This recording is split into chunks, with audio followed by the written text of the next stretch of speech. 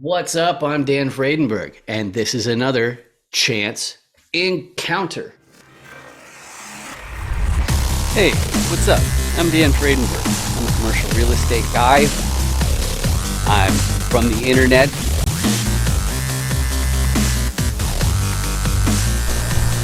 We're seeing more properties like this being built in front of a house that's going to be torn down soon. I understand that there are power lines that are getting kind of close.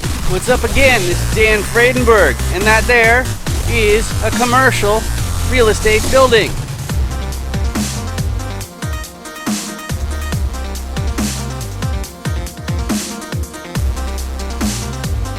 I'm joined today with Jason. How you doing today, Jason? I'm great, Dan. Appreciate you having me.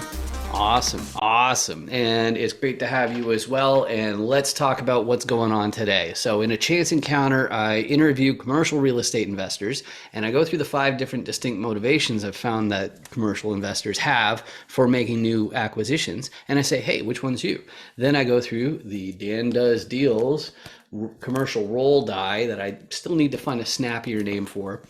You can actually download your own copy at dandoesdeals.com, and I don't even ask for your email or anything like that. And it has the prettier logo, the pretty Dan Does Deals logo, so it's so much nicer, right? But I go through those 6 different roles right from scratch and say which one is your core competency. But the whole point is just to make sure that we're communicating effectively on the topic of commercial real estate, and you can learn how to do that as well. You can go ahead and download that little die and print it out and speak to all your friends and stuff. But Jason, can you please introduce yourself for the audience, please? Yeah, my name is Jason Baik. I'm a former data scientist turned full-time investor. I've been in real estate for about a year and a half now. I've got a small single-family home portfolio for myself, currently focused exclusively on larger multifamily apartments and commercial strip malls. All right, beautiful stuff. So let's go to the motivation part. And when I was making up the format of this show, the reason why I decided on putting the motivations first is because sometimes my guests are newbies and everybody knows why they do things, even if they don't know what role they're going to be taking. So that's why I go through them first. So the first motivation I found is preserving purchasing power. And what that means is if you rely on the cash flow that comes from your assets to make ends meet, if inflation rears its ugly head, you're going to have to make more acquisitions to make sure that you've got sufficient cash flow. So this is what a lot of family offices and whatnot are up to, and why they are making more acquisitions. They are preserving their purchasing power because inflation is a party pooper. The next motivation is my one, which is trading time for wealth. I've got a background, it's somewhat similar to Jason's, which is in tech. And the problem with being in tech, even though the money is good, so to speak, is the taxes are high too. If you're getting salary or wages, they're probably going to end up taking about half. So I imagine Jason is similar to me in that I was going, well, doesn't it make more sense to just keep on accumulating the wealth and just skipping that extra step? Well, that's what I'm up to. But the most frequently used answer I found is, or motivation, I should say, is that people want to fast track their retirement. And one thing that's implied when you say fast tracking retirement, it's, scaling down, gearing down eventually, buying back your time. Maybe you only want to work 1 week a month or 1 month a year, or who knows, but you are looking to scale back eventually. You're not just going to be hustling in perpetuity. Unlike the ambitious people who want to buy their entire hometown, they're just going to keep on hustling into their 90s, and they're really looking for generational wealth, the type where, maybe their great grandchildren won't ever have to hold a day job in their lives. But the other kind of group that's going to keep on going, but they're not necessarily as concerned with every single dollar and cent. It's people who I like to say they're trying to save the world. Maybe they picked a sector of society, or maybe it's the environment, or maybe it's animals or something like that. But they realize that accumulating wealth is by far the most effective vehicle out there to make a real impact on society. So those are the 5 different motivations as I see them. But Jason, which ones resonate with you? Like, what combination of those describes you best? I'm definitely a mixture of both the fast track to retirement and a little bit of the help people who need it. Obviously, I'm selfish in the fact that I want to make sure that me and my wife are taken care of first and foremost. But I do also know that in the future, I'd like to have some sort of community, potentially help out friends and family, also kind of find the time and financial freedom.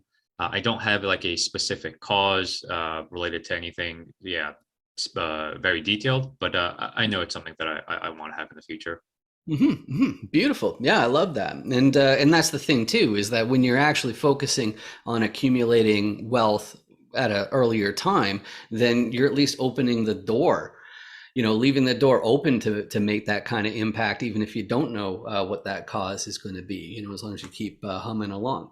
But speaking of keeping humming along, let's get into the next segment. And if you in the camera there don't really know commercial real estate, I think this is the part that you're going to enjoy the most, because I go through each of the 6 different roles. And I always start with the repositioner piece. So a repositioner looks at a bunch of different properties, and they use a big word called underwriting is one of the big things that they do in this acquisition. Underwriting means you're just doing the math. Okay. So part of being an acquisitions person means that you have to check the math of the seller, make sure the building's actually making what they claim it is. And then the other part about repositioning, what it means to reposition, is to figure out some way to do some changes so that the property makes more money. I just call that upside. There are a few different tools in the repositioner's tool belt to get more upside. And the first one is to get better operations, stop those Benjamins from going down the toilet. And of course, there's more than just, unclogging toilets, collecting rents and all that kind of stuff in operations. There's also a marketing piece, which is one of my fortes that I'm bringing. So helping to make sure that those vacancy rates stay low by using more effective marketing. But very often the operations piece won't be enough for a repositioner to really justify the purchase. So very often they will do a value add. They will get a contractor team to fix the place up, to make the units nicer. And then that way they can charge more in rent. So that is obviously upside. But if the repositioner is like me, I'm from the internet. So that means I'm not going to be the one who, shows up on a moment's notice when something goes wrong. I'm going to need some boots on the ground. I'm going to need a local, someone who can keep track of the contractors, make sure that they're staying on time and on schedule, make sure that the photos aren't just being, doctored or whatever.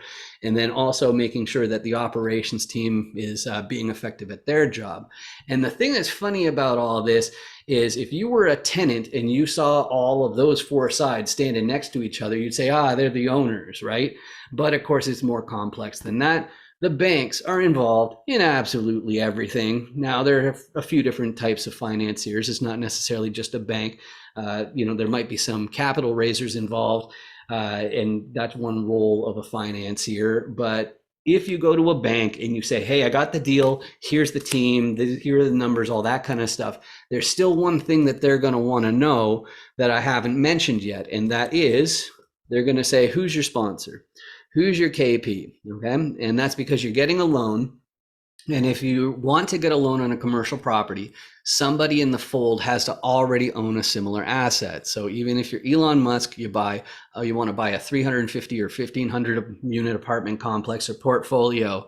If he wants to get a loan, he's still going to have a sponsor who already owns a similar asset.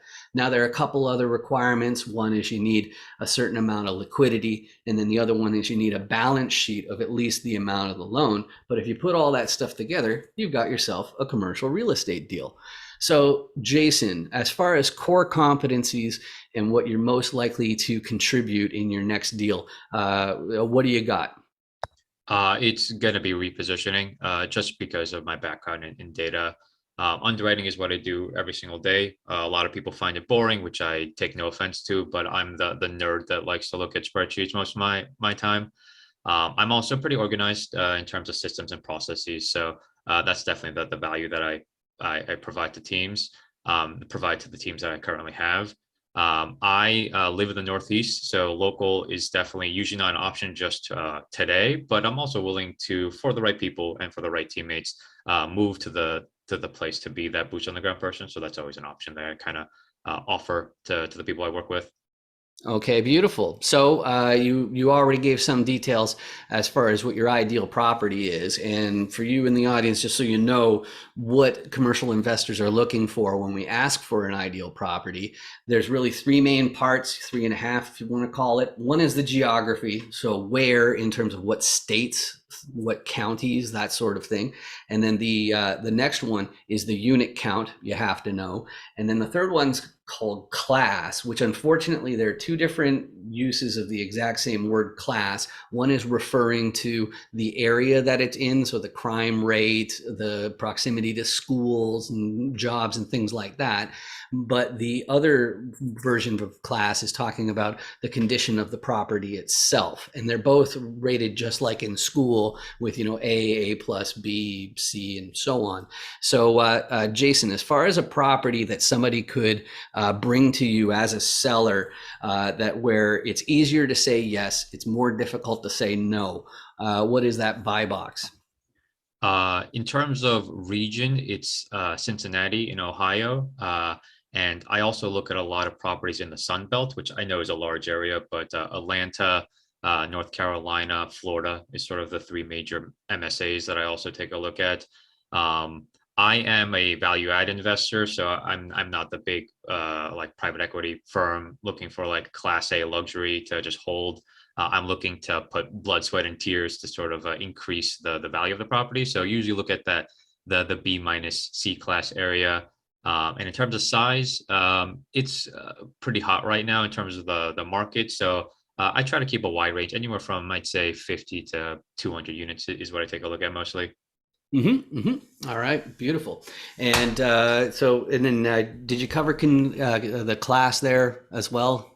Yeah, the value add. Right. Yeah, anywhere that's not a war zone, Right. but doesn't necessarily have to be like next to like Whole Foods or Trader Joe's or anything like that. Sure, sure. So a real sweet spot would be like a C class property condition in a B area. That sounds about right. Yeah, exactly. That's the classic like value add. Also, I probably don't look at anything that's earlier than 1960s, just because I know it just takes a ton of work. So and there's a lot more like unknown variables. So I say anything 1960s and after. All right, cool. And then one of my favorite things about commercial real estate is that because there are all these different roles and nobody's going to be all of them, I find that people are so helpful as a result. They're always so keen to give referrals and all that sort of stuff. But at the same time, we're all better suited to help some people than others. Me, with my marketing and online funnel CRM background, I'm better suited to help sponsors and KPs. But the rest of them, like repositioners, aren't bad. I'm always eager to meet just about anyone. But without breaking any SEC restrictions, which means you're not allowed to entice investors. Okay, who can you please describe the perfect real estate person where you can help them more than perhaps somebody from another group? Yeah, always looking for people that can actually find deals, because obviously that's sort of like the biggest leverageable skill that you need today, just because it is so competitive out there. So anyone that has deals in the specific areas would love to connect. Always looking to also obviously grow my network of sponsors and KPs too. I don't have the net worth personally to be able to close on large deals, so just trying to find those people is always great. Yep, very important. Good stuff. And so, as far as you just described the perfect person to reach out to you, the best ways to reach out to you, like we met through a meetup that I know from LinkedIn. Is LinkedIn the best way to reach you, or is there a website that's better? Yeah, LinkedIn I'm pretty active on, also active on Facebook. I mean, I've got a website I just launched, 2jcapital.com, and that's the number two, the letter J in capital. And that's just my personal website for my business, but I'm pretty active across all digital means, so people can reach me kind of easily. All right, beautiful. And there's only one more thing, which is actually, again, for you in the camera. I need you to take a look under my left hand because there might be, okay, just be careful. There might be a big red, like this ugly, ugly red button, okay? And the only way to get rid of that ugly, ugly red button is you click on it and then it turns gray. And then that tells YouTube that they should pay me for these videos instead of me paying for these videos. And that is pretty amazing, especially because it's free for you to click the thing, the big red button. And it doesn't mean like they don't ask for your email or any of that garbage. And you don't, all it really does is it also adds these videos to your list of suggestions, but you don't even have to watch them when they suggest them. You know, you can just totally ignore me because you've more than done enough just by hitting that subscribe button. And just like Jason, you've done me an enormous favor by joining me today. This has been really fantastic. Yeah, likewise. Thanks, Dan.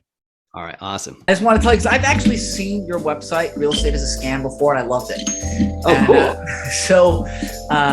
Yeah, because I think it's really so spot on. There's good stuff, bad stuff in every industry. Yeah, make sure you subscribe, like, and hit that notification bell. For Dan the Man. And thank you. Turn that subscribe button from red like his beard to gray like his beard will be. So I met Dan through some networking groups for real estate investing. He's a great guy from what I know about him. He's very ambitious, and he makes it easy to come on with his questions and has a great setup. It's easy, it's clear, concise, and I'd recommend going on his interviews for anyone that's considering it. It was unlike anything I've ever experienced. It was super fun. The process was so easy, a caveman can do it. I mean, if you guys haven't done it yet, you guys need to get on his calendar. Just take 15 minutes of your time, get exposure, find out who Dan is, what he's about. He's a true trifecta. And if you don't know who he is, get in touch with him. Google his name, find him on LinkedIn, do whatever you can, just reach out to him. So I really appreciate the format. Like I've told you a couple times before, I think it's really great because me personally, I'm very long-winded.